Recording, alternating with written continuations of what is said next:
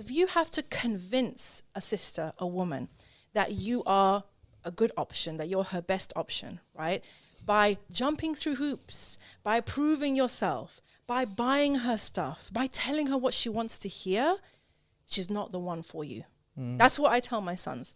Why do I say that? Because she clearly does not see you as her best option, right? She thinks you're just one of many, or maybe you're okay, but maybe another better one is coming, right?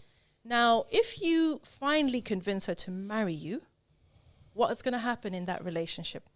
What's going to be the power dynamic in that relationship? You've basically signed up for a life of her on a pedestal and you working overtime to please her. And sisters, unfortunately, hate it when I talk about this, right? Because this is the model we've been presented by society. A man's job is to please you. A man's job is to make sure you are happy. A man's job is to cater to you, etc. And the reality is, certainly as far as the deen is concerned, it's actually the opposite. Allah subhanahu wa ta'ala and the Prophet sallallahu alaihi wasallam have taught us as women the importance of pleasing our husbands, of catering to our husbands, of looking after our husbands. But JR, she's oppressed. She's a Muslim. She doesn't have rights. Listen. Women were taught this for millennia. This same thing. Right? Women were taught to cater to their men. These men were providers. These men made sure that they were good. These men made sure that the women didn't have to be out in these streets doing strange things. They didn't have to go to work. As much as women talk this independent stuff, women don't want to go to work. Women want to stay home. Women want to be taken care of. I'm sorry. Y'all see how it ends up, and that's just the way it is. But I'm glad that this sister said this, and this is, you can say, well, that's that crazy religion, that's Islam, but she's talking the true nature of femininity and how these women that she's describing get what they want.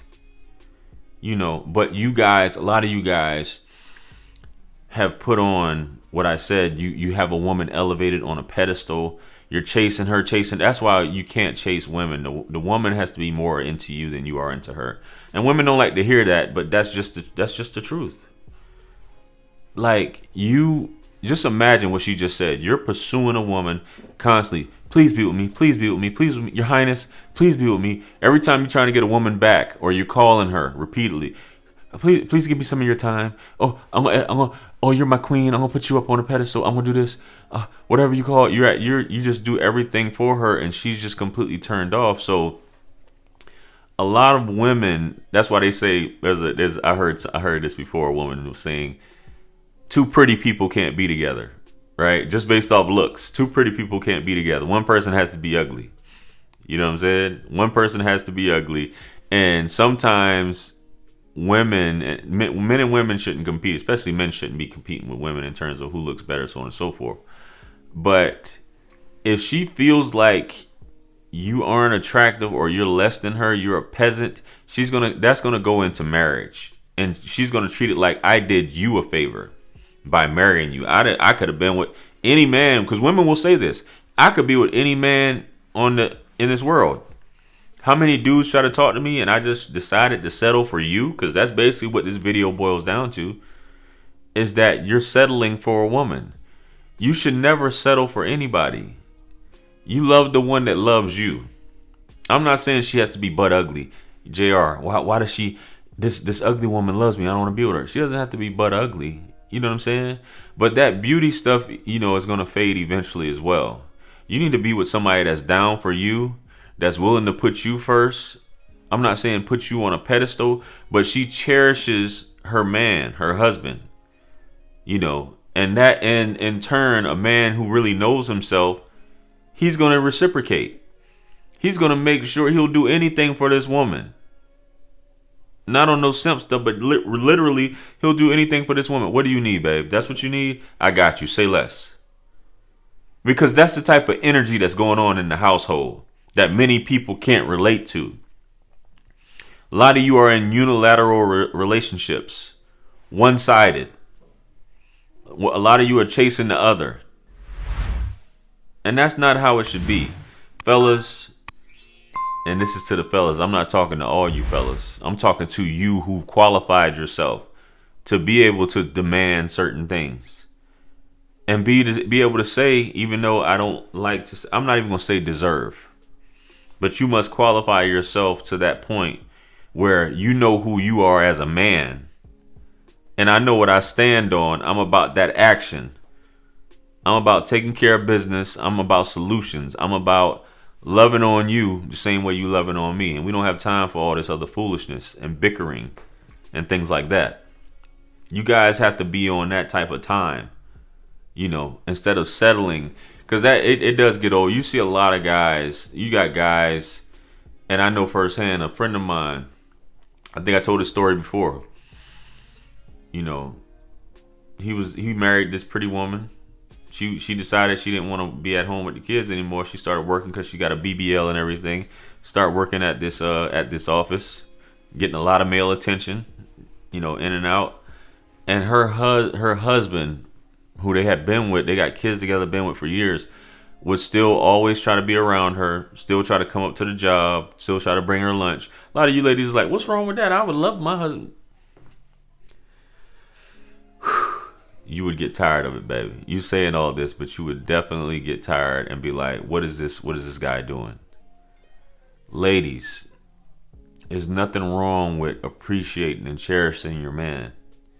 It's nothing wrong with that. Society will tell you that you're a loser if you're doing these things for a man. You listen to other women that don't have anything going on, and you know that you have a good man at the end of the day, but you let these women talk you out of your position.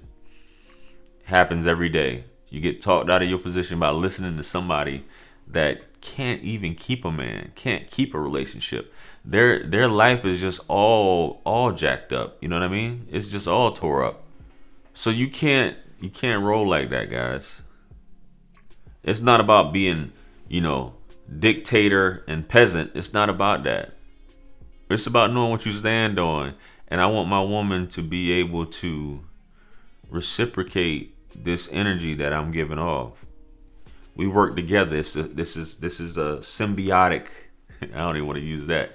This is a relationship that we should know where we stand instead of one person feel like they're not getting enough. And that's really how things go wrong in relationships.